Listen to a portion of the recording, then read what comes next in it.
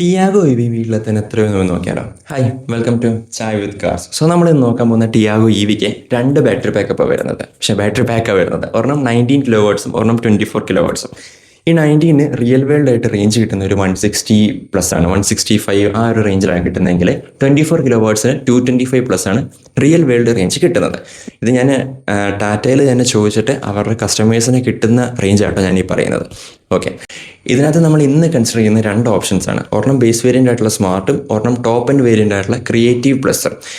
ആദ്യം തന്നെ ഞാൻ പറയട്ടെ, നമ്മളിവിടെ കാൽക്കുലേറ്റ് ചെയ്യുന്ന രീതി 30% ഡൗൺ പേയ്മെൻറ്റ്, 5 ഇയർ 8.5% ഇൻട്രസ്റ്റ്, അങ്ങനെ ആട്ടോ.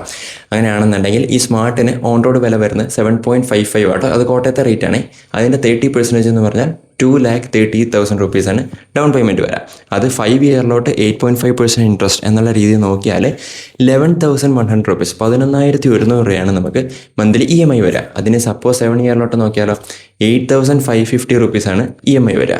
ഇനി അതിൻ്റെ ടോപ്സ് വേരിയൻ്റ് ആയിട്ടുള്ള ക്രിയേറ്റീവ് പ്ലസ് 24 കിലോ വാട്ട്സിൻ്റെ നമ്മൾ നോക്കുവാണെങ്കിൽ അതിൻ്റെ ഓൺ റോഡ് വില വരുന്നത് 10,75,000 രൂപയുടെ അടുത്താണ് കോട്ടയത്തെ വില.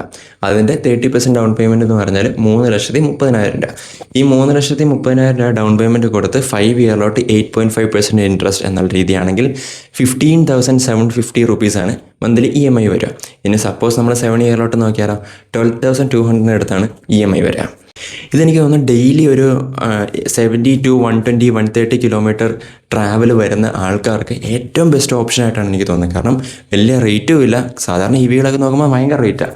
ഇതൊരു പ്രോപ്പർ കാറിൻ്റെ ഷേപ്പിൽ ഒരു ഇ വി, അതും ഒരു 10 ലക്ഷം രൂപ ബഡ്ജറ്റിൽ നോക്കുമ്പോൾ വൺ ഓഫ് ദ ബെസ്റ്റ് ഓപ്ഷനായിട്ടാണ് എനിക്ക് തോന്നുന്നത്. എന്താണ് നിങ്ങളുടെ അഭിപ്രായം? നിങ്ങളുടെ അഭിപ്രായം കമൻറ്റ് സെക്ഷനിൽ ഒന്ന് അറിയിക്കുക.